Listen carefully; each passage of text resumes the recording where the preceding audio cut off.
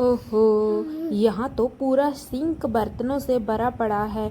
ये मेरी देवरानी वीना जब सुबह शीला बर्तन मांज जाती है तब तो ये नाश्ता बना देती है, और शाम को बर्तनों का ढेर लग जाता है तब चूहे की तरह बिल में घुस जाती है। अभी सबक सिखाती हूँ इसको। बर्तन कौन धोएगा, इतने बर्तन हो चुके हैं। जब तक बर्तन नहीं धुलेंगी तब तक रात का खाना कैसे बनाऊंगी। इसको तो सबक सिखाना पड़ेगा। रोशनी, कहाँ छिप चुकी हो? जल्दी से किचन में आओ, तुमसे कुछ काम है मुझे, जल्दी आओ। जेठानी के बुलाने पर रोशनी किचन में आ जाती है।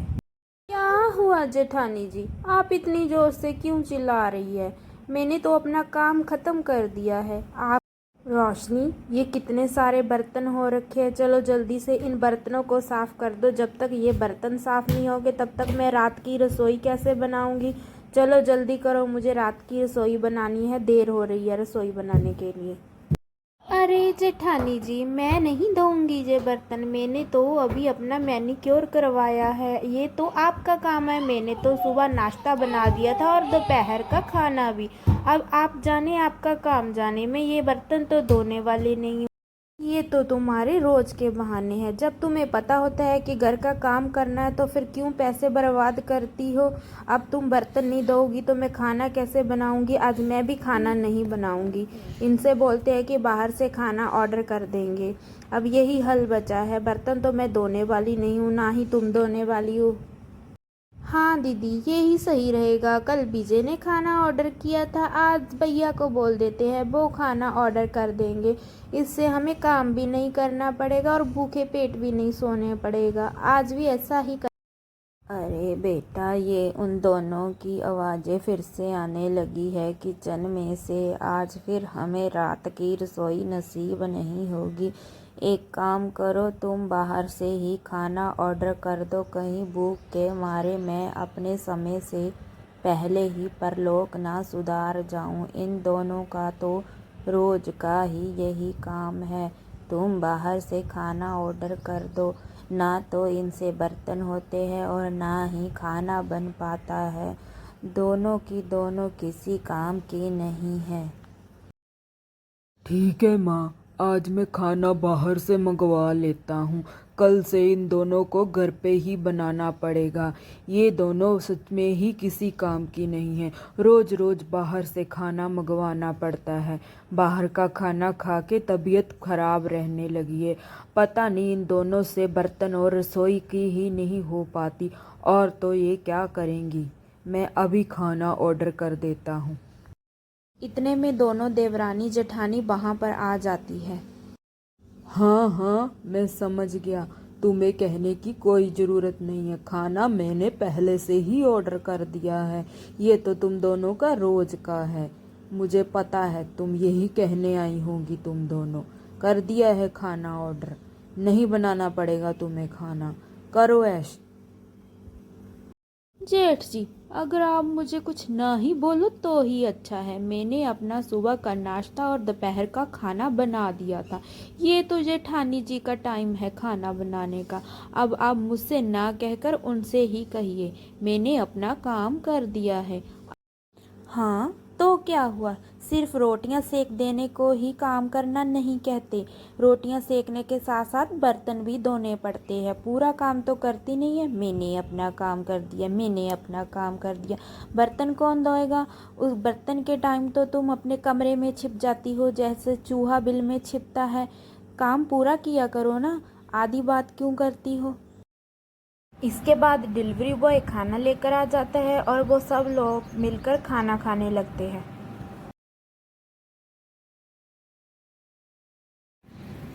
अरे जेठानी जी, आज क्या करें। आज तो हमें बर्तन धोने पड़ेंगे और खाना भी बनाना पड़ेगा। रोज रोज थोड़ी ना ये लोग खाना ऑर्डर करेंगे बाहर से। आज तो आपको बर्तन धोने ही पड़ेंगे। आज कोई जुगाड़ नहीं है हमारे पास। दोनों देवरानी जेठानी बातें कर ही रही होती है कि इतने में उनकी पड़ोसन वहां आ जाती है। नमस्कार आंटी जी, मैं अपने मायके से आई हूँ। मेरे मायके वालों ने भंडारा करवाया था तो मैं भंडारे का खाना यहाँ भी ले आई हूँ। सोचा था कि आप लोगों को दे दूँगी, इसलिए मैं लिफाफों में डालकर लाई हूँ। इसमें आलू पूरी और हलवा है, आप लोग खा लीजिएगा और माता जी का प्रसाद भी है इसमें। आप सब लोग खा लेना, मैं आप लोगों के लिए ही लेकर आई हूँ। बहुत स्वादिष्ट बना है आंटी जी। लाइए लाइए सीमा बहन, माता जी का प्रसाद को हम कैसे मना कर सकते हैं। आप हमें दे दीजिए, हम इसे खा लेंगे। और धन्यवाद आपका, आपने हमारे लिए इतना सोचा। भंडारे की सब्जी और पूरी तो हमें बहुत ही अच्छी लगती है और आज हमें बर्तन भी नहीं धोने पड़ेंगे और खाना भी नहीं पकाना पड़ेगा। मेरा मतलब है कि माता जी का प्रसाद जो मिल गया है हमें। फिर वो सब लोग भंडारे से आया हुआ खाना खाने लगे। दोनों देवरानी जेठानी बहुत ही खुश थी क्योंकि आज भी उन्हें खाना नहीं पकाना पड़ता था। वो दोनों बहुत आलसी थी, रात की रसोई से टलती रहती थी, इसलिए उन्होंने भंडारे के खाने से ही काम चला लिया। अगले दिन फिर वही बात।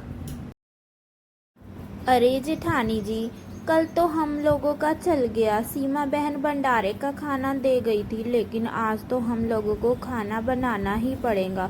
आज क्या जुगाड़ लगाएं दीदी, खाना बनाने का मन नहीं है। कोई बात नहीं देवरानी, आज भी दिमाग लड़ाएंगे। एक काम करते हैं, हम सब लोगों को बिस्कुट और भुजिया दे देते हैं, वो सब लोग वही खाकर सो जाएंगे। कल से हम लोग खाना बना लिया करेंगे। चलो अब चलते हैं। वो दोनों बिस्किट और भुजिया लेकर आती है। उस रात सब लोग भुजिया और बिस्किट खाकर ही काम चला लेते हैं, लेकिन अगले दिन फिर से रात की रसोई का टाइम आ गया था। अरे रोशनी, कल तो हमने बिस्किट और भुजिया खिलाकर काम चला लिया था, आज क्या करेंगे। आज भी कुछ जुगाड़ लगाना पड़ेगा। आज क्या खिलाएंगे घर वालों को कि हमें बर्तन भी ना मांजने पड़े और कम बर्तनों में हमारा काम भी चल जाए। आज तो कोई आइडिया नहीं।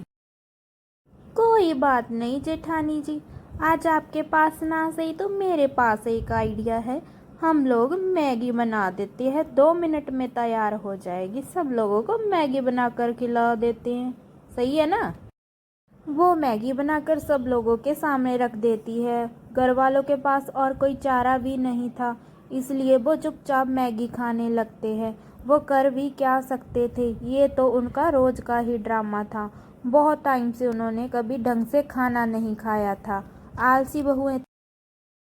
बच्चों, ऐसा कब तक चलेगा। हम लोगों को ही कुछ करना होगा। मेरे दिमाग में एक तरकीब है, हम लोगों को इन दोनों को सबक सिखाना ही पड़ेगा, वरना हमें कभी भी रात की ढंग की रसोई नहीं मिलेगी।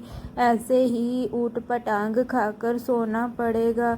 जब तक हम कुछ कर नहीं लेते इन लोगों की आंखें नहीं खुली होगी। इनको सबक सिखाना अब बहुत ज़रूरी हो गया है।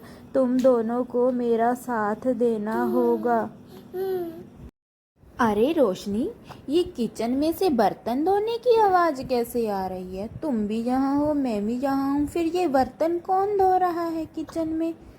ये आवाज़ क्यों आ रही है। कौन हो सकता है किचन में, कौन बर्तन धो सकता है। हाँ जेठानी जी, मुझे भी सुनाई दे रहा है, पता नहीं कौन धो रहा है। चलिए चल के देखते हैं किचन में आखिर कौन है जो बर्तन धो रहा है। जैसे ही वो दोनों किचन में पहुंचती है, वो देखती है कि उन दोनों के पति बर्तन धो रहे थे और उनकी सासू माँ खाना बना रही है। ये देखकर दोनों बहुत ही हैरान हो जाती है और शर्मिंदा होने लगती है। उन दोनों को, उन सबको खाना बनाते हुए देख के और बर्तन धोते हुए देख के उनको अपने आप पर शर्म। हे भगवान, ये सब आप लोग क्या कर रहे हैं। माँ जी, आप हमारे दोनों के होते हुए खाना बना रही हैं इस उम्र में। अच्छा नहीं लगता माँ जी, आप ऐसा मत करिए। हम खाना बना देंगे और हम दोनों अपने पतियों से जूठे बर्तन धुलवाएं, भगवान भी हमें माफ़ नहीं करेगा। हम दोनों को माफ़ कर दीजिए आप सब लोग, हम दोनों से गलती हो गई। आगे से हम काम से कभी भी टला नहीं करेंगे। हम बर्तन भी धोएंगे और रात की रसोई भी बनाएंगे। आप ऐसा मत कीजिए, आप लोगों को ये काम शोभा नहीं देता। आप लोगों ने हम दोनों की आंखें खोल दी है। आज से आपको शिकायत का कोई भी मौका नहीं मिलेगा।